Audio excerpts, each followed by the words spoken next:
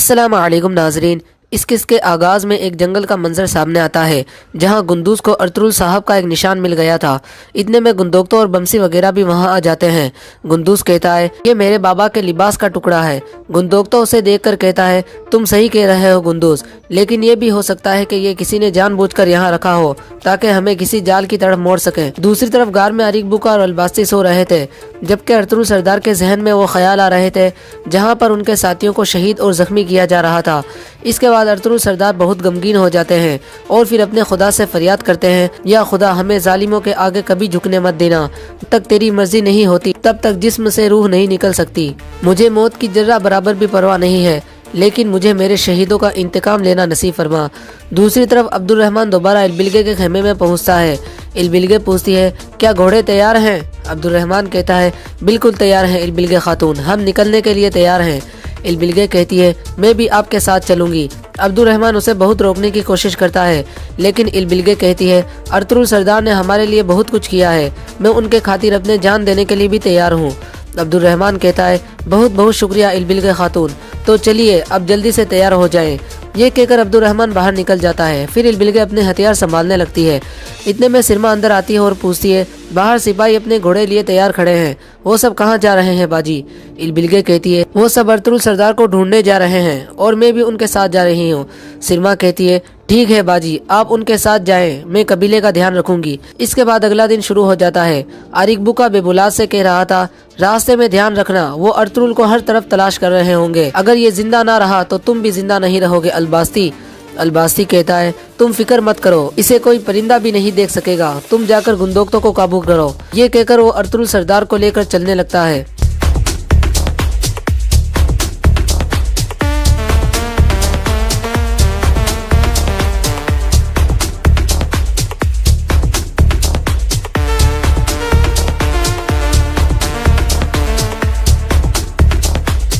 दूसरी तरफ उमरवाल कबीले में जिरगे का एक आदमी सिरमा के पास पहुंचता है और कहता है आपने मुझे बुलाया था सिरमा खातून। सिरमा कहती है क्या हुआ अताई साहब, हमने तो आपको एक शेर समझा था मगर आप तो घबराए हुए खरगोश निकले। अताई कहता है ये मजबूरन हो गया है सिरमा खातून, आपको तो पता है मुझे अपने बाजू की कोई परवाह नहीं है, जबकि बेबुलाद सरदार के नुकसान के बाद मेरा दिल टूट गया है।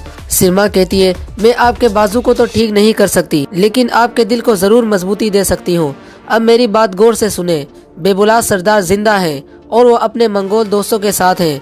उन्होंने अर्तुरुल को पकड़ा हुआ है।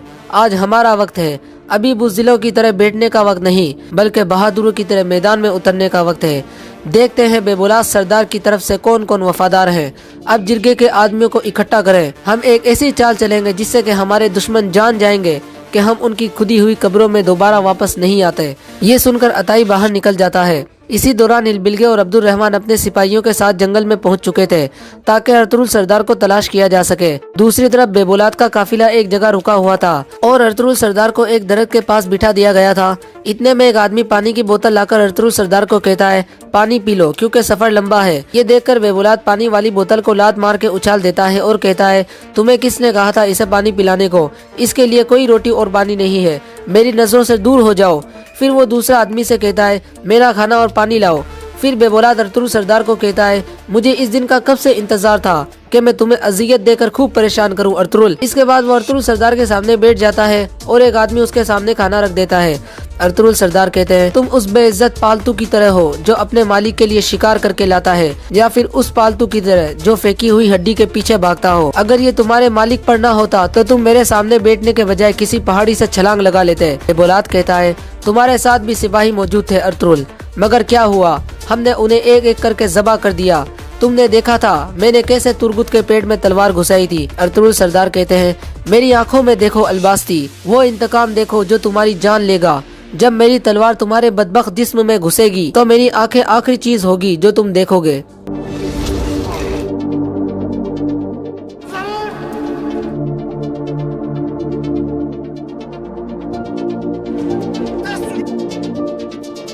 मैं ये शैतानी आंखें निकाले बगैर अपनी जान नहीं दूंगा।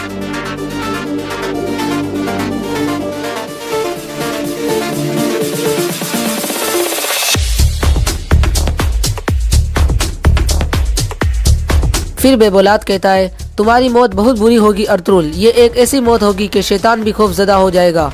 दूसरी तरफ गुंदोक्तो और वंशी के सिपाही आगे बढ़ रहे थे और निशानों के पीछे जा रहे थे। दूसरी जानिब काई कबीले में तुर्गुत होश में आ जाता है। ये देखकर आर्तुक भाई बहुत खुश हो जाते हैं।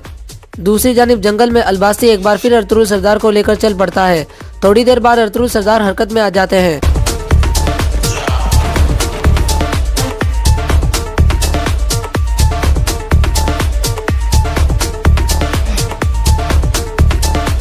फिर अर्तुगरुल सरदार कहते हैं, जब तक मुझ में जान बाकी है मैं हार नहीं मानूंगा। अलबासी अपने आदमियों को कहता है, इसे फौरन पकड़ लो।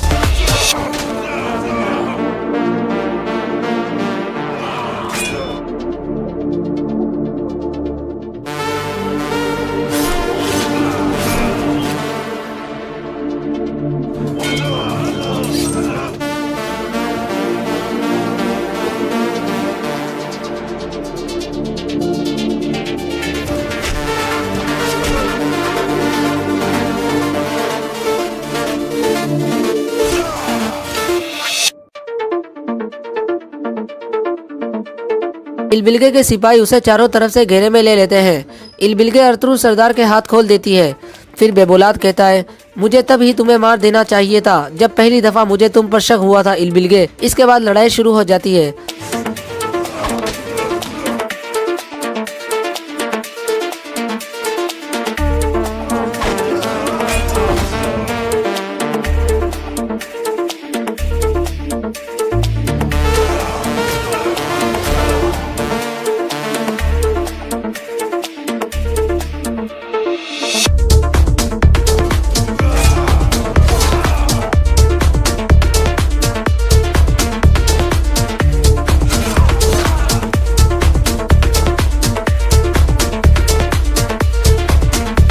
अलबासी कहता है, हमारी आखिरी नस्ल का मर्द में था इलबिल्गे, हमारी सरदारी का खात्मा हो गया है। इलबिल्गे कहती है, सरदारी सिर्फ मर्द की नहीं होती बल्कि हकदार की होती है।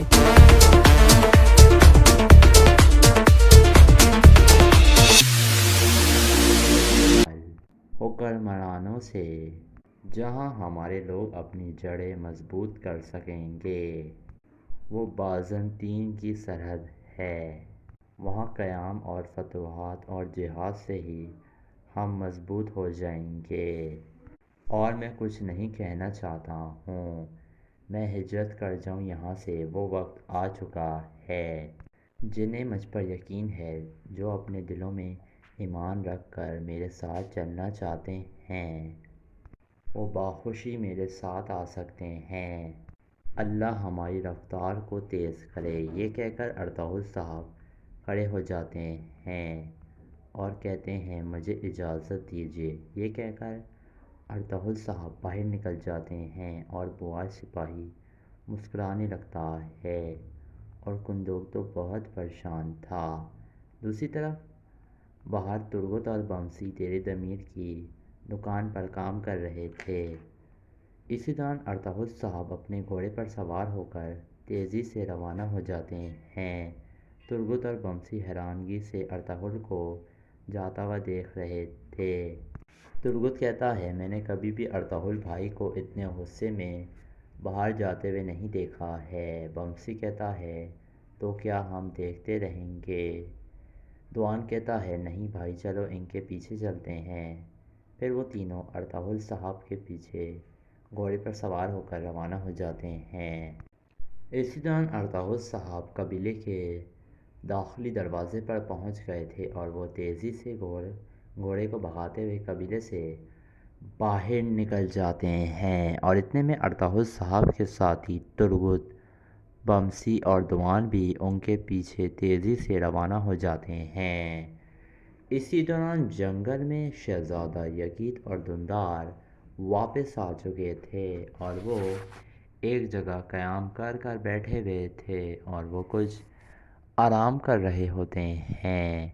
फिर दुंदार कहता है, यगीत, मैंने अपने भाई और वालिदा को बहुत याद किया है। शहज़ादा यगीत कहता है, मैं अपनी बाजी से मिलने के लिए बहुत बेचैन हूँ। दुंदार कहता है, और मैं सुगरतकिन भाई से मिलने के लिए बेचैन हूँ। शहज़ादा यगीत कहता है, تم نے انہیں کبھی دیکھا نہیں ہے؟ دندار کہتا ہے ہاں، وہ جب چلے گئے تھے تب میں بہت چھوٹا تھا۔ شہزادہ یگید کہتا ہے فکر مت کرو میرے بھائی، اب تم ان سے ملنے ہی والے ہو، بس ہم چند قدموں کی دوری پر ہیں اور وہ ہم سے مل لیں گے۔ دندار کہتا ہے انشاءاللہ یگید بھائی، انشاءاللہ۔ اسی دوران کچھ قریب بھی منگول بھی آ جاتے ہیں اور وہ چھپ کر شہزادہ یگید اور دندار کو دیکھنے لگتے ہیں، کیونکہ ان کا منصوبہ یہ تھا کہ وہ دندار اور شہزادہ یگید کو اغوا کر کر لے جائیں گے۔ پھر ایک سپاہی منگول سپاہی دوسرے سپاہی کو کہتا ہے جا کر نویان کو بتاؤ کہ بچے آ گئے ہیں۔ یہ سنتے ہی وہ سپاہی روانہ ہو جاتا ہے۔ اس کے بعد قبیلے کا منظر سامنے آتا ہے۔ ایک گھوڑا گاڑی تیار تھی جو حائمہ خاتون اور کندوگدو کو لے کر الظلوم جانا تھا، اور سگرتکن، کندوگدو اور حلیمہ باہر کھڑے ہوئے ہوتے ہیں۔ کندوگدو کہہ رہا تھا سگر میرے بھائی، تم ارطغرل کو سنبھالو ذرا، تم جانتے ہو کہ ہمارے قبیلے کی کیا صورتحال ہے سگرتکن بھائی، ہم اس وقت کسی بھی نئے محاذ پر جانے کے قابل نہیں ہو سکتے ہیں۔ میرے بھائی تم ارطغرل کو کچھ سمجھاؤ کہ وہ ہوش کے ناخن لے لے۔ اتنے میں حائمہ خاتون باہر آ جاتی ہیں اور کہتی ہیں حلیمہ سلجان، میری غیر موجودگی میں یگید اور دندار کا تم لوگوں نے بہت زیادہ خیال رکھنا ہے۔ حلیمہ کہتی ہے آپ پریشان مت ہوں والدہ، ہم ان کا پورا خیال رکھیں گے۔ پھر سلجان کہتی ہے آپ پریشان مت ہوں والدہ، کندوگدو صاحب جلد صحت یاب ہو کر واپس آ جائیں گے۔ اس کے بعد منگولوں کے ٹھکانے کا منظر سامنے آتا ہے۔ الو بلگے ادھر موجود تھا اور وہ مسلسل ڈھول بجا رہا تھا، اور نویان بھی ادھر ہی کھڑا ہوا ہوتا ہے، اور سپاہی بھی ادھر ہی موجود تھے۔ پھر نویان کہتا ہے وقت آ گیا ہے الو بلگے۔ دوسری طرف قبیلے میں کندوگدو اور حائمہ خاتون الظلوم روانہ ہو رہے تھے۔ حائمہ خاتون گوبجے سے کہتی ہیں بیٹی تم کافی عرصے سے افسوس دہ ہو، کیا کچھ ایسا ہے جو ہمارے علم میں نہیں ہے؟ گوبجے کہتی ہے نہیں حائمہ خانم، کچھ ایسا نہیں ہے، آپ خیریت سے جائیں۔ حائمہ خاتون کہتی ہیں اللہ کی امان میں رہو۔ پھر وہ سب ایک دوسرے سے ملاقات کرنے لگتے ہیں۔ پھر حائمہ خاتون سلجان سے کہتی ہیں اللہ تمہاری حفاظت کرے۔ سلجان کہتی ہے آپ کا سفر محفوظ ہو اور مشکلات سے پاک ہو۔ پھر سگرتکن حائمہ خاتون کا ہاتھ چومتا ہے اور کہتا ہے والدہ فی امان اللہ، اللہ آپ کو اپنے حفظ و امان میں رکھے۔ حائمہ خاتون کہتی ہیں بہت شکریہ بیٹا۔ پھر کندوگدو سلجان سے کہتی ہے اللہ آپ کو جلد صحت یاب کرے صاحب۔ پھر کندوگدو اور سلجان آگے بڑھ جاتے ہیں۔ پھر حائمہ خاتون گھوڑا گاڑی پر سوار ہو جاتی ہیں اور کندوگدو بھی گھوڑا گاڑی پر سوار ہو کر الظلوم کی طرف وہ روانہ ہو جاتے ہیں، اور پیچھے سے حلیمہ پانی پھینکتی ہے ایک بالٹی میں۔ اس کے بعد گوبجے سلجان کو اشارہ کرتی ہے کہ وہ تودیکن کے پاس جائے۔ تودیکن اپنے خیمے میں موجود تھا، اور اتنے میں سلجان اس کے مرکزی خیمے میں داخل ہو جاتی ہے، اور تودیکن کہتا ہے خوش آمدید سلجان خاتون۔ سلجان کہتی ہے بہت شکریہ تودیکن صاحب۔ پھر تودیکن کہتا ہے کیا کندوگدو بھائی روانہ ہو گئے ہیں؟ یہ سن کر سلجان کہتی ہے بالکل ہو گئے۔ تودیکن کہتا ہے اللہ ان کی حفاظت کرے۔ سلجان کہتی ہے شکریہ، تو لیکن کہتا ہے اور وہ صحت یاب ہو کر لوٹیں۔ سلجان کہتی ہے انشاءاللہ بھائی۔ پھر تو لیکن کہتا ہے خیریت ہے، آپ کو کوئی بات کرنی تھی؟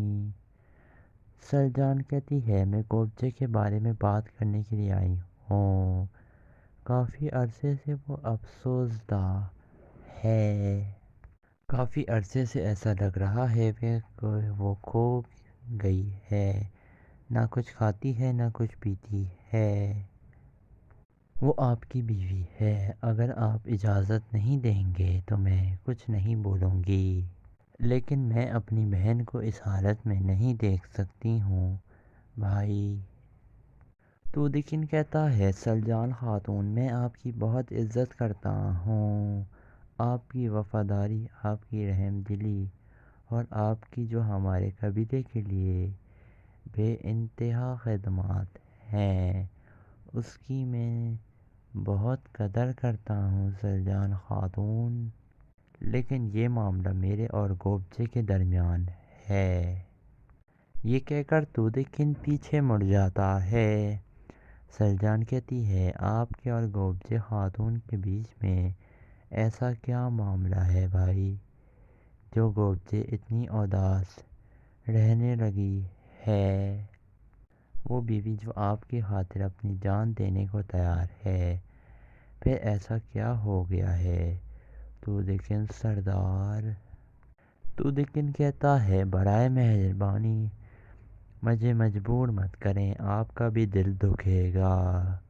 سلجان کہتی ہے اور جو میری بہن کا دل دکھ رہا ہے وہ اس بارے میں آپ کیا کہیں گے؟ تو لیکن غصے سے کہتا ہے سلجان خاتون، سلجان کہتی ہے آپ میرا دل توڑ بھی دیں گے تو بھی مجھے کوئی افسوس نہیں ہوگا، لیکن اگر گوبچے کا دل ٹوٹے گا تو مجھے افسوس ہوگا۔ میں جانتی ہوں اگر آپ اس سے محبت نہ کرتے تو آپ کبھی بھی اسے اپنے اوطاق میں مت لاتے۔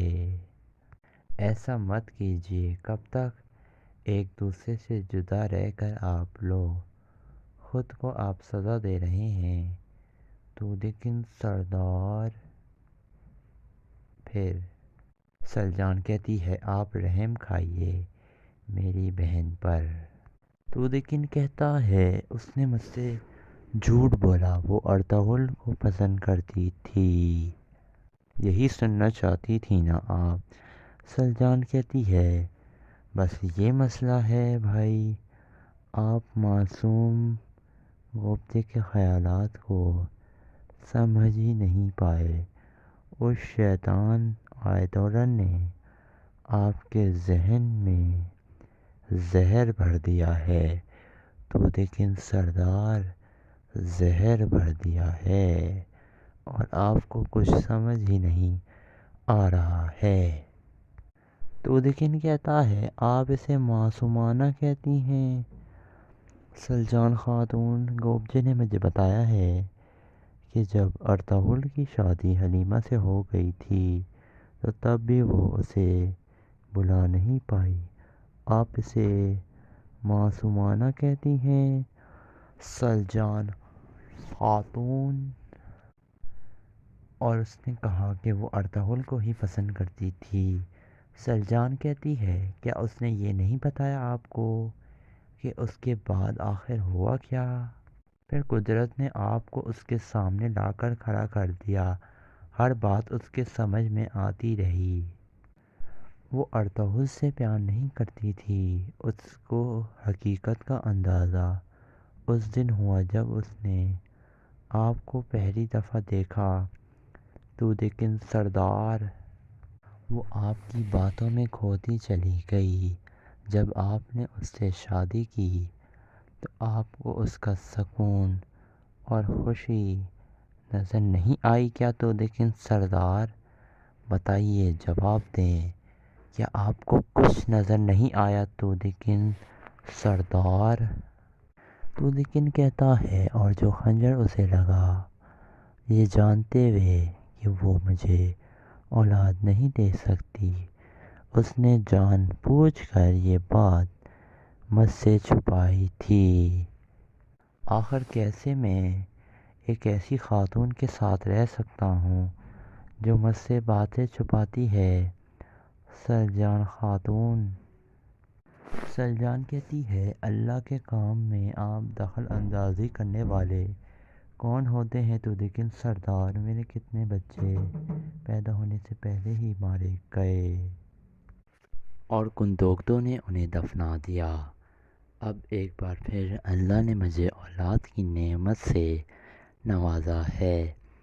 بس میری یہی خواہش ہے تو لیکن سردار کہ میں اسے اپنی گود میں اٹھاؤں اور پیار کروں۔ ماضی تو صرف ماضی ہوتا ہے تو لیکن سردار، اللہ نے آپ کو گوبتے کا ساتھ نصیب کیا ہے۔ ایسا مت کیجیے آپ جنہیں آپ چاہتے ہیں، اور جو لوگ آپ کو چاہتے ہیں انہیں اذیت میں مت رکھیے تو لیکن بھائی مت رکھیے۔ یہ ساری باتیں سن کر تو لیکن کی آنکھوں میں بھی آنسو آ جاتے ہیں، اور پھر وہ سلجان سے کہتا ہے، اس خیمے کے مسئلے یہیں تک محدود رہنے دیجیے سلجان خاتون، اب آپ یہاں سے جا سکتی ہیں۔ آپ جا سکتے ہیں، یہی میری خواہش ہے۔ ہمیں اپنا دکھ خود ہی سہنا ہے سلجان خاتون۔ پھر سلجان روتے ہوئے باہر نکل جاتی ہے اور تو لیکن بھی رو رہا ہوتا ہے۔ دوسری طرف جنگل میں شہزادہ یزید اور ارطغرل کا بھائی دھندار پہاڑ سے واپس آ رہے تھے اور ایک جگہ انہوں نے قیام کیا ہوا تھا۔ دھندار ایک سپاہی سے کہتا ہے، کیا تیاری مکمل ہو گئی ہے؟ سپاہی کہتا ہے، جی تھوڑی دیر میں سارے سپاہی چلنے کے لیے تیار ہو جائیں گے۔ دھندار کہتا ہے، اور ہم کب تک روانہ ہو جائیں گے؟ سپاہی کہتا ہے، یہ تو آپ کی مرضی ہے دھندار صاحب، جب آپ کہیں گے ہم روانہ ہو جائیں گے۔ یہ سن کر دھندار مسکرانے لگتا ہے۔ پھر دھندار یزید کے پاس جا کر اسے بتاتا ہے کہ تیاریاں مکمل ہو چکی ہیں۔ یزید کہتا ہے، تو ہمیں چلنا چاہیے، انتظار کس بات کا؟ یہ کہتے ہی وہ کھڑے ہو جاتے ہیں اور روانہ ہونے کے لیے تیار ہوتے ہیں۔ اتنے میں چاروں طرف سے منگول آ جاتے ہیں اور چاروں طرف سے انہیں گھیر لیتے ہیں، اور کائی قبیلے کے سپاہی بھی اپنی تلواریں نکال لیتے ہیں، اور منگول تعداد میں بہت زیادہ ہوتے ہیں۔ اتنے میں ایک سپاہی کہتا ہے، دھندار بھائی اور یزید بھائی کو ہرگز تنہا مت چھوڑنا۔ یہ کہہ کر منگولوں اور کائی قبیلے کے سپاہیوں کے درمیان لڑائی شروع ہو جاتی ہے، اور یزید اور دھندار کچھ سپاہیوں کے ساتھ ایک طرف چلے جاتے ہیں، اور ایک طرف سے نویان بھی آ جاتا ہے، اور وہ الو بلکی بھی اس کے ساتھ تھا، اور دوسری طرف کائی قبیلے کے سپاہی مستقل لڑ رہے ہوتے ہیں۔ ایک سپاہی دوسرے سپاہی کو بتاتا ہے کہ قبیلے جا کر بتاؤ کہ ہمارے قافلے پر حملہ ہو گیا ہے۔ یہ سن کر ایک سپاہی جانے لگتا ہے تو ایک سپاہی منگول سپاہی اسے تیر مار کر زخمی کر دیتا ہے، لیکن وہ سپاہی پھر بھی گھوڑے پر سوار ہو کر قبیلے کی طرف روانہ ہو جاتا ہے، اور نویان بھی وہاں پہنچ گیا تھا، اور وہ کئی قبیلے کے سپاہیوں سے لڑنے لگتا ہے اور انہیں ایک ایک کر کر نیچے گرا رہا ہوتا ہے۔ کائی قبیلے کے سپاہی کافی زیادہ حیران ہو گئے تھے، اور نویان ایک اور سپاہی کو تلوار کا وار کر کر نیچے گرا دیتا ہے، اور نویان کا ڈی جے الو بل کے مسلسل ڈھول بجا رہا تھا، اور وہ لڑائی سے بہت زیادہ لطف اندوز ہو رہا ہوتا ہے، اور مستقل وہ ڈھول بجا رہا ہوتا ہے۔ اتنے میں نویان ایک اور سپاہی کو وار کر کر زمین پر گرا دیتا ہے۔ تھوڑی دیر بعد نویان ایک اور سپاہی کو 3-4 تلوار کے وار کر کر قابو کر لیتا ہے اور اپنی دونوں تلواریں اس کی گردن پر رکھ دیتا ہے، اور الو بلگے یہ دیکھ کر زور سے ڈھول بجانے لگتا ہے، اور نویان کے سپاہی بھی بہت پرجوش تھے۔ پھر نویان تلوار کا وار کر کر اس سپاہی کو بھی نیچے گرا دیتا ہے۔ پھر نویان کہتا ہے پکڑو انہیں، یہ کہہ کر وہ سب دھندار اور شہزادہ یزید کے پیچھے بھاگنے لگتے ہیں، اور وہ تعداد میں بہت زیادہ ہوتے ہیں، اور انہوں نے تقریباً سارے ہی کائی قبیلے کے سپاہیوں کو مار دیا تھا، اور دوسری طرف یزید اور دھندار بھاگ رہے ہوتے ہیں، اور وہ کہہ رہے ہوتے ہیں ہم بھاگ کیوں رہے ہیں، آخر ہم ان سے لڑتے کیوں نہیں ہیں؟ سپاہی کہتے ہیں یہ ممکن نہیں ہے بھائی، وہ تعداد میں بہت زیادہ ہیں، وہ ہمیں منٹوں میں ہی ختم کر دیں گے، آپ کو بحفاظت قبیلے تک پہنچانا ہماری ذمہ داری ہے دھندار بھائی۔ اتنے میں ایک سپاہی کہتا ہے آپ قبیلے کی طرف نکل جائیے، ہم ان سے نمٹ لیں گے۔ یہ سنتے ہی یزید 2 سپاہیوں کے ساتھ اور دھندار بھاگنے لگتے ہیں، اور باقی 2 سپاہی منگولوں کے سامنے تیر کمان تان کر کھڑے ہو جاتے ہیں، لیکن منگول بھی تعداد میں بہت زیادہ تھے۔ کچھ منگولوں کو کائی قبیلے کے سپاہی تیر مار کر زمین پر گرانے میں کامیاب ہو جاتے ہیں، لیکن وہ سامنے آ جاتے ہیں، پھر انہیں تلواریں نکالنی ہی پڑتی ہیں، اور وہ منگول ان کے اوپر حملہ کر دیتے ہیں۔ کائی قبیلے کے سپاہی بہادری سے لڑ رہے ہوتے ہیں، لیکن وہ تعداد میں بہت زیادہ تھے، اور یہ صرف 2 اکیلے تھے، اور وہ منٹوں میں ہی کائی قبیلے کے سپاہیوں کا کام تمام کر دیتے ہیں۔ اتنے میں نویان اور الو بلگے بھی آ جاتے ہیں، اور ان کے ساتھ بھی سپاہیوں کی بہت بڑی تعداد موجود تھی، اور وہ مسلسل بھاگ رہے ہوتے ہیں، اور دوسری طرف 2 سپاہی شہزادہ یزید اور دھندار کو لے کر جنگل میں پہنچ جاتے ہیں۔ اتنے میں سامنے سے 2 منگول آ جاتے ہیں، تو کائی قبیلے کے سپاہی تیر کمان نکال کر ان کا نشانہ لے کر انہیں مار دیتے ہیں، لیکن آگے راستہ نہیں ہوتا ہے، اور ہر طرف منگول موجود ہوتے ہیں، اور وہ سوچ رہے ہوتے ہیں ہم جائیں تو جائیں کدھر۔ پھر وہ اپنی تلواریں نکال کر کھڑے ہو جاتے ہیں۔ اتنے میں ایک تیر آتا ہے، ایک کائی قبیلے کے سپاہی کے لگتا ہے، وہ نیچے گر جاتا ہے۔ وہ حیران ہوتے ہیں کہ یہ تیر آیا کہاں سے، منگول سپاہی نظر کیوں نہیں آ رہے ہیں۔ اتنے میں ایک اور تیر آتا ہے، اور وہ دوسرے سپاہی کے لگ جاتا ہے، اور وہ بھی نیچے گر جاتا ہے۔ یزید اور دھندار بالکل اکیلے رہ جاتے ہیں، اور وہ اپنی تلواریں نکال لیتے ہیں اور ادھر ادھر دیکھنے لگتے ہیں، اور وہ کافی زیادہ پریشان ہو گئے تھے۔ اتنے میں انہیں نویان کی آواز آتی ہے جو کہہ رہا تھا تم لوگ نویان سے لڑ نہیں سکتے ہو، ہتھیار ڈال دو اپنے۔ دھندار کہتا ہے ہمیں ان سے لڑنا ہوگا یزید، اگر ہم نے ہتھیار ڈال دیے تو ہم مارے جائیں گے۔ یزید کہتا ہے ہتھیار ڈالنے کا تو سوال ہی پیدا نہیں ہوتا ہے دھندار بھائی۔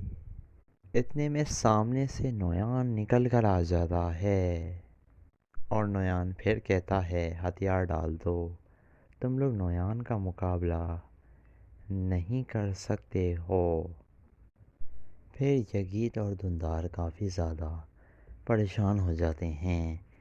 اتنے میں بہت سارے منگول سپاہی نکل کر آ جاتے ہیں اور انہیں چاروں طرف سے گھیر لیتے ہیں، اور یزید اور دھندار کے پاس وہاں سے بھاگنے کے کوئی راستے نظر نہیں آ رہے ہوتے ہیں انہیں، کیونکہ وہ بری طریقے سے نویان نے انہیں اپنے جال میں پھنسا لیا تھا، اور نویان کا یہی منصوبہ تھا کہ وہ دھندار اور یزید کو اپنے ساتھ لے کر جائے گا، کیونکہ سعد الدین نے اسے ایسا کرنے کے لیے کہا تھا، کیونکہ سعد الدین چاہتا تھا کہ وہ شہزادہ یزید کو سلطان بننے کی پیشکش کرے گا اور پھر وہ ارطغرل کے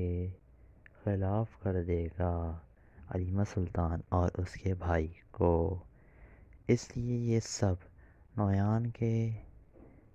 نویان اس کے حکم پر کر رہا ہوتا ہے، سعد الدین کوپیک کے۔ اسی دوران ارطغرل صاحب بھی جنگل میں پہنچ گئے تھے اور وہ ارد گرد کا جائزہ لے رہے ہوتے ہیں۔ اتنے میں انہیں سامنے سے ایک زخمی سپاہی گھوڑے پر آتا ہوا نظر آتا ہے۔ ارطغرل صاحب اسے دیکھ کر حیران ہو جاتے ہیں اور سمجھ جاتے ہیں کہ کچھ ہوا ہے۔ پھر ارطغرل صاحب بھاگ کر اپنے گھوڑے سے نیچے اترتے ہیں اور تیزی سے اس کے پاس جاتے ہیں اور اسے گھوڑے سے نیچے اتار لیتے ہیں۔ ارطغرل صاحب اس سے پوچھتے ہیں، کیا ہوا ہے بھائی؟ پھر ارطغرل اس کے کندھے پر جو تیر لگا ہوا تھا وہ نکال کر توڑ کر پھینک دیتا ہے۔ پھر ارطغرل صاحب پوچھتے ہیں، کیا ہوا ہے تمہیں بہادر؟ یہ سن کر سپاہی کہتا ہے، ارطغرل بھائی مدد کریں، یزید اور دھندار کی زندگی خطرے میں ہے بھائی، وہ نیچے ڈھلان کی طرف ہیں۔ ارطغرل صاحب پوچھتے ہیں، بتاؤ حملہ کس نے کیا تھا؟ یہ سن کر سپاہی بڑی مشکل سے بولتا ہے، نویان۔ یہ کہتے ہی وہ سپاہی شہید ہو جاتا ہے اور ارطغرل صاحب بہت زیادہ غصے میں آ جاتے ہیں، اور پھر ارطغرل اس کی آنکھیں بند کر دیتا ہے اور پھر تیزی سے نیچے کی طرف جانے لگتا ہے، کیونکہ سپاہی نے بتایا تھا کہ وہ نیچے کی طرف ہیں۔ دوسری طرف نویان کہہ رہا تھا، اپنی تلواریں پھینک دو، میری تم لوگوں سے کوئی دشمنی نہیں ہے، ویسے بھی بچوں سے دشمنی رکھنے کا کوئی فائدہ نہیں ہے، اور میری بھی تم لوگوں سے کوئی دشمنی نہیں ہے، میری دشمنی تو ارطغرل سے ہے، تم دونوں اپنی تلواریں پھینک دو۔ لیکن یزید اور دھندار اپنی تلواریں پھینکنے پر تیار نہیں ہوتے ہیں۔ یہ دیکھ کر نویان بہت زیادہ غصے میں آ گیا تھا اور وہ اپنی دونوں تلواریں زمین میں گاڑ دیتا ہے۔ اتنے میں دھندار بڑا بہادر بن کر نویان کے اوپر حملہ کر دیتا ہے، لیکن نویان 2-3 وار کر کر اسے زمین پر پھینکتا ہے اور وہ بے ہوش ہو جاتا ہے۔ پھر یزید بھی نویان پر حملہ کرتا ہے تو نویان اسے بھی ٹکر مار کر بے ہوش کر دیتا ہے، اس طرح وہ دونوں بے ہوش ہو جاتے ہیں۔ پھر نویان اپنے سپاہیوں کو کہتا ہے، لے چلو انہیں۔ یہ سن کر سپاہی اسے پکڑنے کے لیے آگے بڑھتے ہیں۔ اتنے میں ارطغرل صاحب آ جاتے ہیں اور کہتے ہیں، نویان غور سے ارطغرل صاحب کو دیکھنے لگتا ہے۔ نویان ارطغرل صاحب کو دیکھ کر خوش ہو جاتا ہے اور کہتا ہے، اعلیٰ۔ ارطغرل صاحب بہت غصے میں تھے۔ نویان ارطغرل کو دیکھ کر مسکرا رہا ہوتا ہے، کیونکہ اس نے ارطغرل کے بھائی اور سالے کو اغوا کر لیا تھا۔ تو کائی قبیلے کے سپاہی تیر کمان نکال کر ان کا نشانہ لے کر انہیں مار دیتے ہیں، لیکن آگے راستہ نہیں ہوتا ہے اور ہر طرف منگول موجود ہوتے ہیں اور وہ سوچ رہے ہوتے ہیں ہم جائیں تو جائیں کدھر۔ پھر وہ اپنی تلواریں نکال کر کھڑے ہو جاتے ہیں، اتنے میں ایک تیر آتا ہے، ایک کائی قبیلے کے سپاہی کے لگتا ہے، وہ نیچے گر جاتا ہے۔ وہ حیران ہوتے ہیں کہ یہ تیر آیا کہاں سے، منگول سپاہی نظر کیوں نہیں آ رہے ہیں۔ اتنے میں ایک اور تیر آتا ہے اور وہ دوسرے سپاہی کے لگ جاتا ہے اور وہ بھی نیچے گر جاتا ہے۔ یزید اور دندار بالکل اکیلے رہ جاتے ہیں اور وہ اپنی تلواریں نکال لیتے ہیں اور ادھر ادھر دیکھنے لگتے ہیں اور وہ کافی زیادہ پریشان ہو گئے تھے۔ اتنے میں انہیں نویان کی آواز آتی ہے جو کہہ رہا تھا تم لوگ نویان سے لڑ نہیں سکتے ہو، ہتھیار ڈال دو اپنے۔ دندار کہتا ہے ہمیں ان سے لڑنا ہوگا یزید، اگر ہم نے ہتھیار ڈال دیے تو ہم مارے جائیں گے۔ یزید کہتا ہے ہتھیار ڈالنے کا تو سوال ہی پیدا نہیں ہوتا ہے دندار بھائی۔ اتنے میں سامنے سے نویان نکل کر آ جاتا ہے اور نویان پھر کہتا ہے ہتھیار ڈال دو، تم لوگ نویان کا مقابلہ نہیں کر سکتے ہو۔ پھر یزید اور دندار کافی زیادہ پریشان ہو جاتے ہیں۔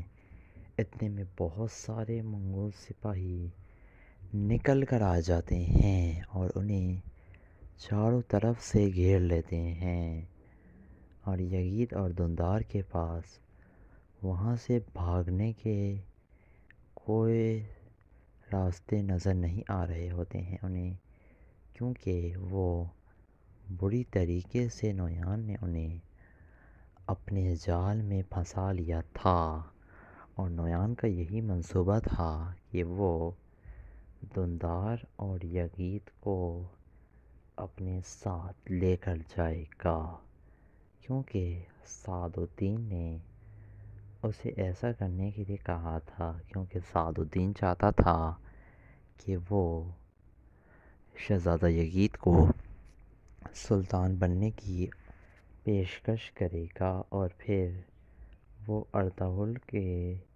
خلاف کر دے گا علیمہ سلطان اور اس کے بھائی کو۔ اس لیے یہ سب نویان اس کے حکم پر کر رہا ہوتا ہے، سعد الدین کوپیک کے۔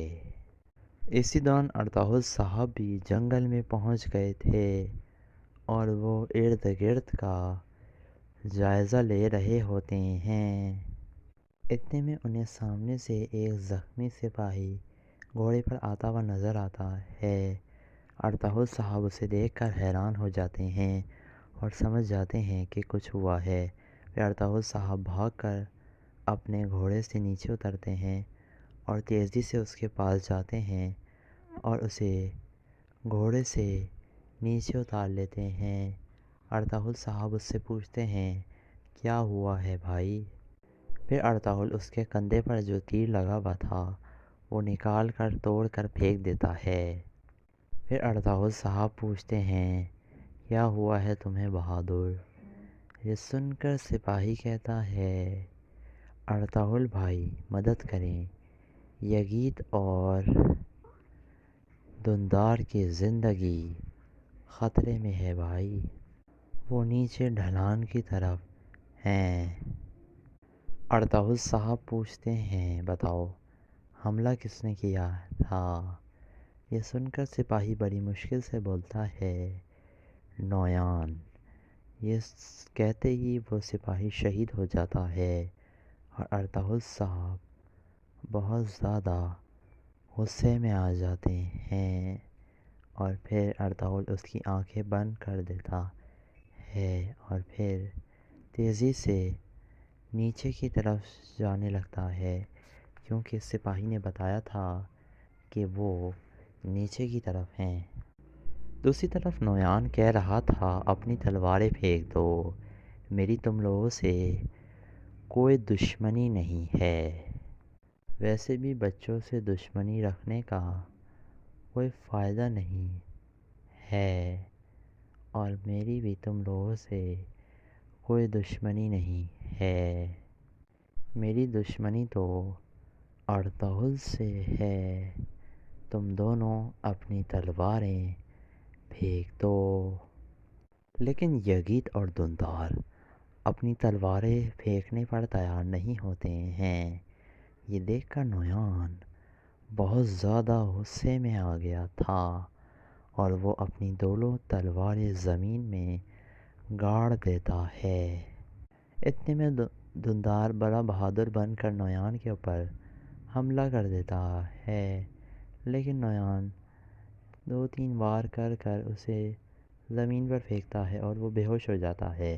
پھر یگید بھی نویان پر حملہ کرتا ہے تو نویان اسے بھی ٹکر مار کر بے ہوش کر دیتا ہے۔ اس طرح وہ دونوں بے ہوش ہو جاتے ہیں۔